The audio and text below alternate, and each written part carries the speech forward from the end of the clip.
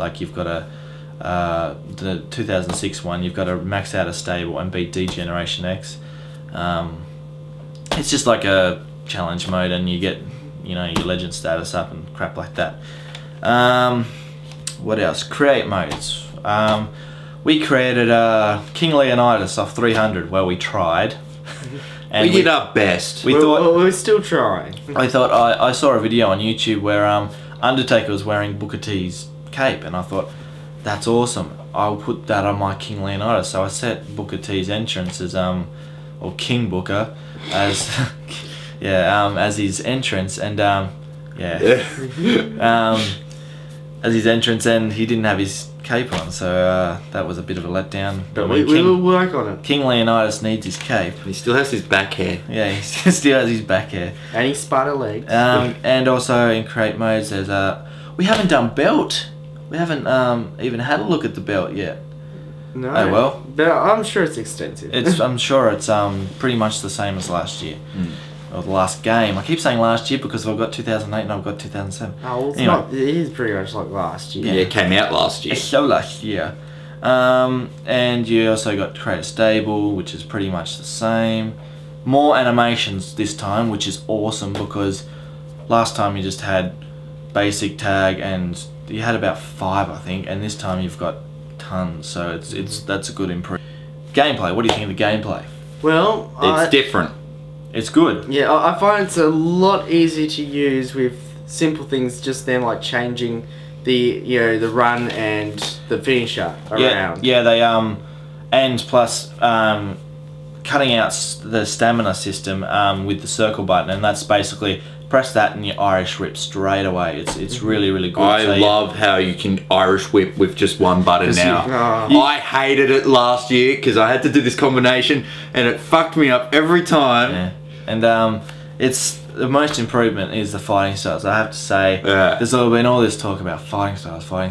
I'm sick of the bloody Corey, whatever his name is, talking about them. But I'm seeing why he talked about them. Because when you first play it, you go, oh, well, I don't see. It's just a little quirk. It's not really much of an extension. But the more you play it, the more you realise it actually becomes essential to the new gameplay mechanism. Yeah, it's like you know, your high flyer Jeff Hardy or Rey Mysterio, and basically I was versing Matt with the Great Khali, and he in an elimination chamber, and he was like, yeah, I'm gonna fucking win, and how wrong was I? The fighting style of high flyer, their primary ability is the possum pin, and Matt didn't know this at the time, so you press triangle and thanks R1. For that, Josh. You press triangle and R1 and you possum pin him, and he was like, what the fuck?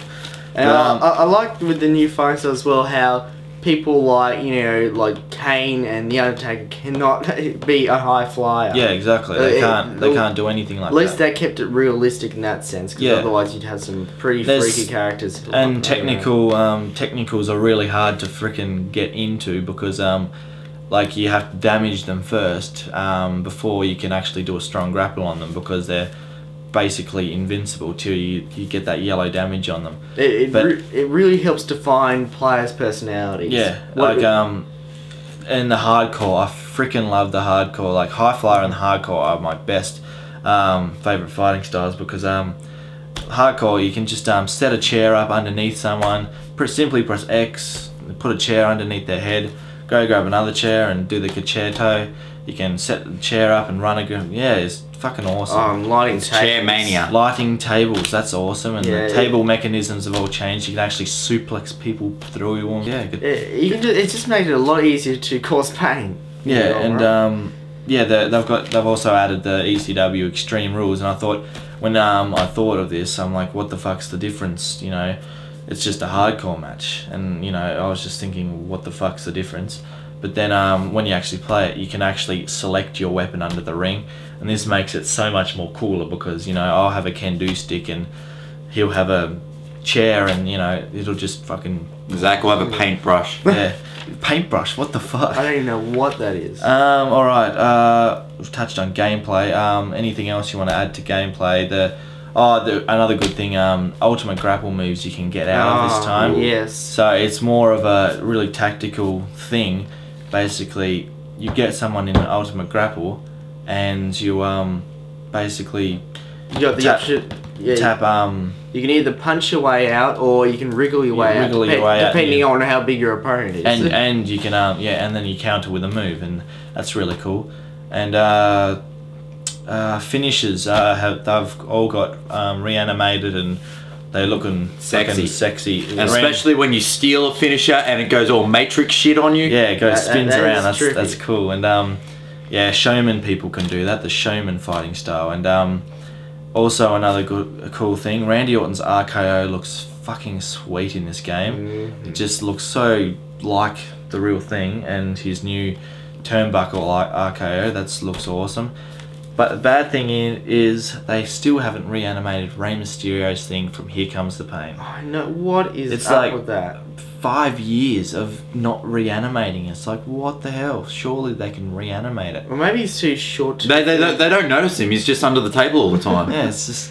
No, they try to put all the dots on, but he doesn't have enough dots to put on his body because he's so small and short. But at least they've reanimated his mask and it's all black and shit, and it's cool. But the whole thing is, like in a cutscene, Rey Mysterio will do this 619 that will actually look real, like in the cutscene, like when you're doing the Survivor Series thing, when the big cutscene comes on and he does the 619, it actually looks real.